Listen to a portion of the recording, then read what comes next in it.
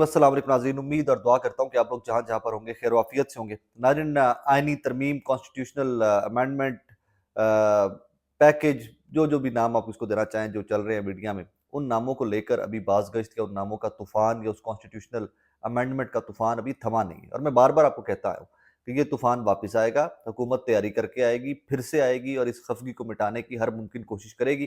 किस हद तक कामयाब होती है या नहीं होती, उसके ऊपर भी आगे चलकर बात करते हैं। एक नंबर 2, अभी तक जनरल फैज़ का नाम बज रहा है जनाब, और वो टेलीविज़न हो जाए, वो प्रेस कॉन्फ्रेंस हो जाए, वो टॉक शोज़ हो जाए, इवन इस कॉन्स्टिट्यूशनल अमेंडमेंट के अंदर भी जनरल फैज़ का नाम बज रहा है। एक खबर आज और फ्लोट होती है कि मौलाना को श वो सॉरी मियाँ नवाज़ शरीफ साहब को या बड़े मियाँ साहब को भेजा गया था लाहौर से वोट करने के लिए इस्लामाबाद, और ये कुछ सहाफ़ी हमारे इस्लामाबाद के सवाल पूछ रहे हैं कि मियाँ साहब हकीकत बताएँ, step up and tell the truth कि हुआ क्या था आपके साथ, वो बताएँ सारी कौम को। लेकिन अब मियाँ साहब कब तक बताते हैं, कब नहीं बताते, इन्हीं सारी चीज़ों के ऊपर बात करते हैं। सबसे पहले तो जनाब के कॉन्स्टिट्यूशनल अमेंडमेंट जो है, क्या ये थम गई है, या जिस तरह एक दफ़ा रोक लिया गया इसका रास्ता, मौलाना फजलुर रहमान साहब ने वोट नहीं किया, तो क्या ये खतरा टल गया है? इसको हम आइन पर अटैक, आइन पर हमला, जुडिशरी पर हमला, जुडिशरी की आज़ादी पर हमला, तमाम सीनियर वकला इसको डब कर रहे हैं, तो क्या ये रुक गया है? तो मेरी इत्तलात तो ये है कि ये रुका नहीं है। इसके ऊपर अब और ज़ोरों-शोर से तैयारी जारी है। पहले ड्राइविंग सीट के ऊपर पीपल्स पार्टी और पीएमएलएन दोनों थे, मोहसिन नकवी साहब और आज़म नज़ीर तारड़ साहब थे, और अब इसके ऊपर Peoples Party itself driving seat के ऊपर है, या उनकी ज़िम्मेदारी लगा दी गई है कि जनाब, अब आपने जहाँ पर भी कोई सेटलमेंट होती है मौलाना के साथ या किसी और के साथ नंबर-शंबर पूरा करके, तो आप इस मामले को आगे चलाएँ। अब इसमें जियो की एक खबर है, उस खबर को ज़रा गौर से सुनिएगा, तो आपको आइडिया हो जाएगा कि चीज़ें किस हद तक खराब है। ज़राए का कहना है कि हुकूमत के पास हदफ के हसूल के सिवा कोई ऑप्शन नहीं, ताकि हुक्मरान जमात और शहबाज हुकूमत को भारी कीमत चुकाने से बचाया जा सके। नून लीग के एक रहनुमा का कहना था, हफ्ते के आखिरी दिनों में हुई गड़बड़ के बावजूद हम इस मामले को मुर्दा करार देकर छोड़ने के मुतहम्मिल नहीं हो सकते। उन्होंने कहा, हमारे पास ये तरामीम 15 रोज में मंजूर कराने के सिवा कोई ऑप्शन नहीं। उन्होंने कहा, हमारे पास अददी कुव्वत थी, हमारे पास पेशकश मौजूद थी, लेकिन मौलाना की वजह से मामला ताखीर का शिकार हो गया। ज़राए ने मजीद कहा कि हुकूमत इस मामले को मुर्दा करार देकर ऐसे ही छोड़ने की मुतहम्मिल ही नहीं हो सकती। ज़राए का ख्याल है कि शहबाज शरीफ हुकूमत का मुस्तकबिल और सियासी इस्तेहकाम इन तरमीम पर मुनहसर है, और ज़राए ने बताया कि हमें चीफ जस्टिस मंसूर अली शाह के चीफ जस्टिस बनने की कोई फ़िक्र नहीं। कुछ मामलात हैं जो हमारे लिए बायस परेशानी हो सकते हैं, वो पॉलिटिकल मामलात के, मंसूर अली शाह साहब से हमें कोई प्रॉब्लम नहीं है। क्लियर कट मैसेज है पहले दिन का। सबसे पहले नजम सेठी साहब, उसके बाद नुसरत जावेद साहब, इन तमाम लोगों ने एक लाइन ली थी कि जनाबे वाला, अगर ये अमेंडमेंट्स हो जाती हैं तो वेल एंड गुड, वरना फिर हुकूमत को घर जाना पड़ेगा। हुकूमत को क्यों घर जाना पड़ेगा? सवाल ये, हुकूमत को कौन घर भेजेगा? पीपल्स पार्टी है, एमक्यूएम है, इत्तेहादी है, नंबर अच्छे खासे पूरे, तो घर कौन भेजेगा इनको? क्या I am sorry to say that even, कि क्या काजी फाइसल साहब इनको घर भेजेंगे? कौन घर भेजेगा इनको भाई? ये सवाल बार बार पूछा करें कि ये कॉन्स्टिट्यूशनल अमेंडमेंट है, आइन का मामला है, ऐवान का मामला है, नंबर गेम का मामला है, पाकिस्तान के कॉन्स्टिट्यूशन का मामला है, इनको घर कौन भेज सकता है? और ये किससे इतने डरे हुए हैं, किससे इतने सहमे हुए हैं कि ये बार बार इनके अपने अरकान जो है वो नाम ना जाहिर करने की शर्त के ऊपर बड़े बड़े न्यूज चैनल को, बड़े बड़े अखबारों को ये बताते फिर रहे हैं कि जनाब हमें घर भेज दिया जाएगा। आपको कौन घर भेजेगा? लेकिन ये जंग जो है, ये जो लड़ाई है, मैं बार बार कह रहा हूँ, ये जंग है और ये लड़ाई है, और ये बढ़ने जा रही है, ये खत्म होने नहीं जा रही। ये अभी इसका ये फेज वन था, ये फेजेस में लड़ाई लड़ी जाएगी, और ये किसी भी हद तक जाएंगे आईनी कोर्ट लाने के लिए, बिकॉज आईनी कोर्ट आ जाता है, कॉन्स्टिट्यूशनल कोर्ट आ जाता है, आईनी अदालत आ जाती है, तो फिर आपको पता है, बड़ी बड़ी बदकिस्मती की बात है कि पाकिस्तान की सियासत का रुख अदालतों से तयन होता है।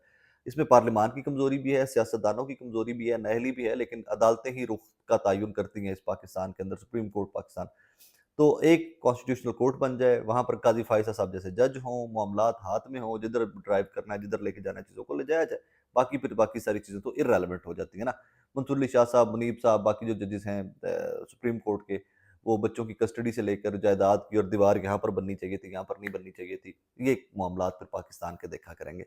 Anyways, so situation is right there, वैसी की वैसी है, और ये इसके ऊपर अब और जोरों शोर से लगाया जा रहा है, जोरों शोर से काम जारी है, और इसके ऊपर अब कुव्वत लगाई जाएगी कि किसी भी तरह से हमने ये कॉन्स्टिट्यूशनल अमेंडमेंट्स जो है ये पास करवानी है। इसमें खबर कुछ ये भी आज मैंने देखी कहीं पर कि صدر صاحب کے چیمبر کے اندر جو آزاد اراکین تھے وہ بٹھائے گئے تھے، نمبر شمبر پورا کر لیا گیا ہوا تھا، اگر مولانا ساتھ دیتے تو ٹک کر کے ووٹنگ ہونی تھی اور یہ کانسٹیٹیوشنل امینڈمنٹ نے رات کے اندھیرے میں نکل جانا تھا۔ آپ کو اور مجھے اگلے دن پتہ چل رہا تھا کہ پاکستان کے آئین کے ساتھ اور پاکستان کے عوام کے ساتھ، پاکستان کی عدالتوں کے ساتھ، پاکستان کی عدالتوں کے ججز کے ساتھ ہو کیا گیا ہوا تھا۔ اب اس سے تھوڑا سا آگے بڑھیے، ایک بندہ جس کا آپ شور بار بار سنتے ہیں ابھی تک، وہ ایک ہوا بنا ہوا ہے لوگوں کے لیے۔ کل ایک میں نام نہیں لوں گا، کچھ شخصیات بہت ہی باعث عزت ہے میرے لیے، میں بہت عزت کرتا ہوں، دل سے بہت عزت کرتا ہوں ان کی۔ کہیں سے یہ آئیڈیاز فلوٹ ہوتے کہ جی اگر جنرل فیض ہوتے تو یہ کانسٹیٹیوشنل امینڈمنٹ پوری ہو چکی ہوتی، کیونکہ وہ نمبر پورا کر دیتے۔ وہ ماضی میں جتنی ترمیم سازی ہوئی یا وہ ترمیم ہوئی یا ماضی میں جتنی قانون سازی ہوئی، اس کے اندر جنرل فیض ہوتے تھے، یوں ٹک کر کے وہ پی ٹی آئی کو نمبر پورا کر کے دے دیتے تھے۔ یہ شکوہ سامنے آیا۔ اب یہ شکوہ کچھ صحافیوں سے بھی سامنے آیا اور جاوید لطیف صاحب پی ایم ایل این کے جو ہے نا وہاں سے بھی سامنے آیا۔ اب ذرا غلط اس میں ٹیکنیکل بات ہے، اس کو سمجھیے گا۔ ہمیں صرف بٹوین دا لائنز لا کے نا پاکستانیوں کو چھوڑ دیتے ہیں، ہم اس کی باریکی نہیں سمجھتے، تو اس کے اوپر تھوڑا سا غور کیجیے گا۔ اگر جنرل فیض ہوتے تو یہ ترمیم یا یہ کانسٹیٹیوشنل امینڈمنٹ جو ہے یہ ہو چکی ہوتی، وہ نمبر حکومت کو پورا کر دیتے۔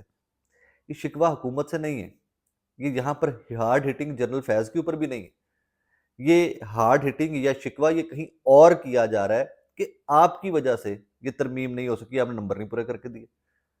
حالانکہ جہاں سے نمبر پورے ہونے تھے وہاں سے تو نمبر پورے کر دیے گئے تھے، وہاں سے صرف آزاد اراکین پاکستان تحریک انصاف کے دو چار جو آگے پیچھے ہوئے تھے، جن کے اوپر الزام ہے، یہ ان کی اپنی پارٹی کے کارکنان یہ الزام لگاتے ہیں کہ کچھ کو اغوا کیا گیا تھا اور جو کچھ تھے وہ اپنی مرضی سے یا کچھ سیٹلمنٹ کے ذریعے آگے پیچھے ہو گئے ہوئے تھے۔ کیونکہ آپ کو پتہ ہے کافی سارے آزاد اراکین ہیں پاکستان تحریک انصاف میں، ابھی بھی 41 میں سے ڈائریکشن کے بعد بھی سپریم کورٹ کی ان کے 8 لوگ ہیں ابھی بھی ایم این اے، جن میں سے 3 تو خیر رائٹ سائڈ بالکل وہ خارج امکان ہے کہ وہ ووٹ کر دیتے، بیسٹ غور صاحب، عمر ایوب صاحب اور اصغر علی خان صاحب، لیکن 5 اراکین اور بھی ہیں جو جن کے اوپر تحریک انصاف کا اپنا کارکن جو ہے وہ سوال کا نشان اٹھاتا ہے۔ تو یہ شکوہ تھا ایک، یہ شکوہ کیا جا رہا ہے، اب اس کے نئی لائن لی جا رہی ہے کہ دیکھیں جی جنرل فیض کی پرفارمنس کیا تھی، کہ وہ تو تب بندے پورے کر دیتے ہوتے تھے، وہ تو ہر قانون سازی میں معاملات دیکھ لیا کرتے تھے، تو یہاں پر اب بندے نہیں پورے ہوئے۔ یہ کوئی جنرل فیض کو اور پھر بڑی بدقسمتی کے ساتھ اب جس چیز کو آپ بڑا بڑھا چڑھا کے گلوریفائی کر کے جنرل فیض کو کہہ رہے، اور پھر ادھر سے میاں جاوید لطیف صاحب بار بار کہتے ہیں کہ ابھی بھی سہولت کاری جاری ہے۔ یار جنرل فیض نہ ہو گیا کوئی جن ہو گیا، جیل میں بیٹھا ہوا ہے، سہولت کاری کر رہا ہے، مطلب بقول میاں جاوید لطیف صاحب کے اس سے پہلے 8 فروری کا الیکشن تھا، وہ he was not any thing, وہ ریٹائر ہو چکا ہوا تھا بندہ، اس نے الیکشن جتوا دیا پورے پاکستان میں تحریک انصاف کو۔ کس قسم کا بندہ ہے یار، کوئی سپر نیچرل ہے، سپر ہیومن ہے، کوئی عجیب سی طاقتیں ہیں اس کے پاس کہ وہ جہاں بیٹھا ہوتا ہے وہ جو وہ سوچتا ہے وہ کر لیتا ہے۔ اللہ کرے کہ ایسی طاقت مجھ میں اور میاں جاوید لطیف صاحب میں بھی ہے کہ ہم بھی جو بیٹھ کے سوچتے ہیں وہ کر لیں۔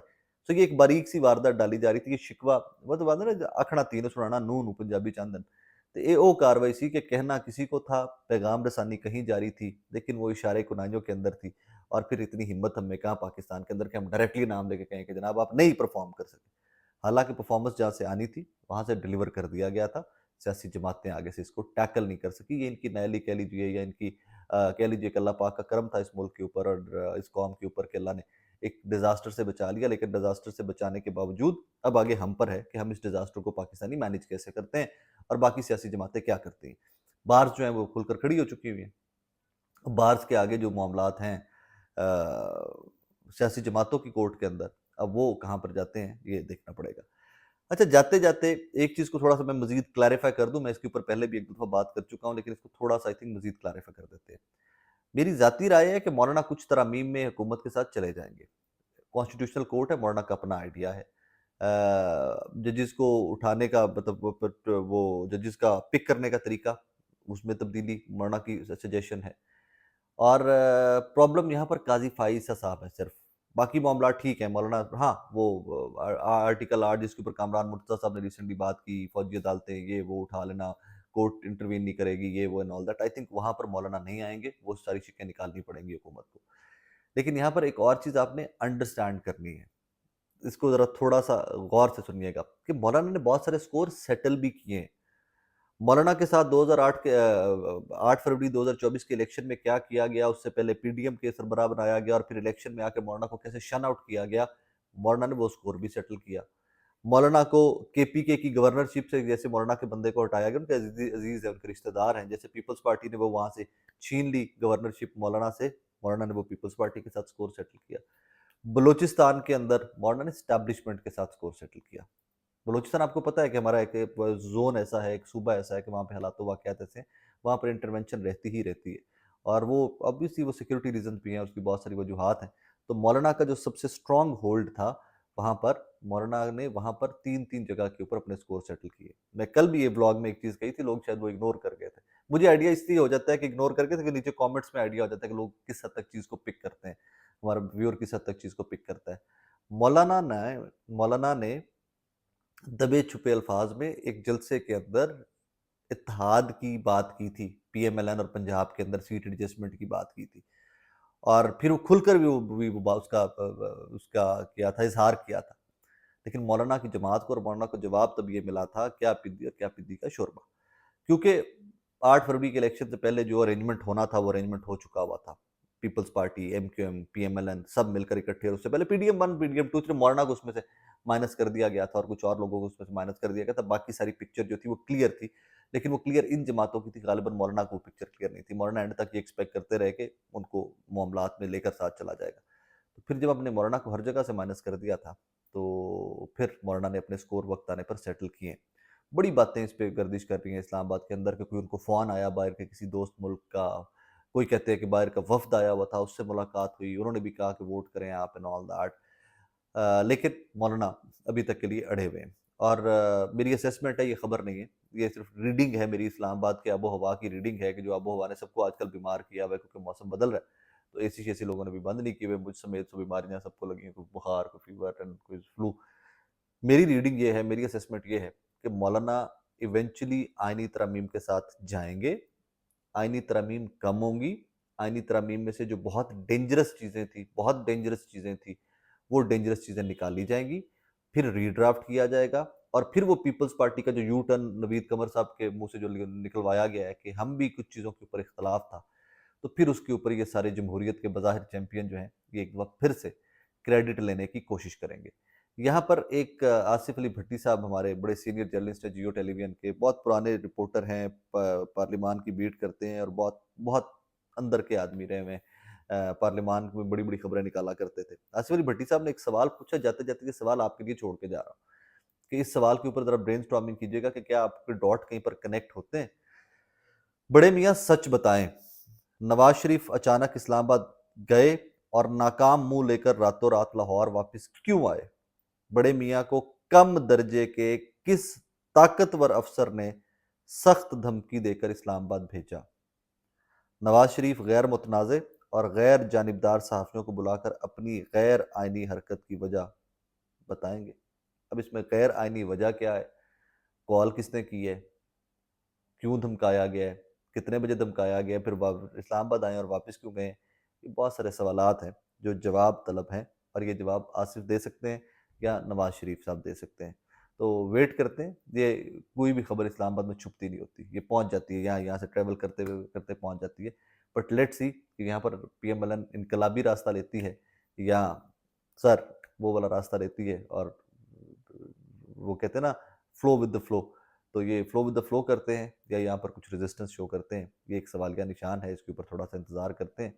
आने वाले दिन मजीद इंटरेस्टिंग होने जा रहे हैं, हर घंटा हर गुजरता सेकंड जो है शहर इकतदार का और पाकिस्तान की सियासत का, वो मजीद इंटरेस्टिंग होता जा रहा है। बदकिस्मती सिर्फ एक चीज़ की है जिसके ऊपर मुझे दुख बार बार हो रहा है, इसके ऊपर कोई बंदा पाकिस्तान की बात नहीं करता। बार बार ये कहते हैं कि इसमें मफादे, इन अमेंडमेंट्स के अंदर मफादे आमा का कुछ नहीं था, हमें पता है, एमक्यूएम ने भी कह दिया, राइट भी कह दिया, हमें पता था कि इसमें मफाद आमा का तो कुछ नहीं है। अगर मफाद आमा का कुछ नहीं तो भाई अब कर क्यों रहे हो? क्या टारगेट सिर्फ काजी फाइजा साहब को ऊपर लेके आना, और क्या टारगेट सिर्फ मंसूर अली शाह साहब को रास्ते से हटाना है एट दिस मोमेंट? उसके लिए सब कुछ हो रहा है, Imran Khan by end of the day target है। बहुत सारे सवाल का निशान है। जवाब मैंने इस व्लॉग में बहुत सारे दे दिए हैं, तो जो सुनने वाले हैं, जो समझने वाले हैं, उनको बहुत सारी चीज़ें क्लियर हो जाएंगी। अपना बहुत सारा ख्याल रखिएगा।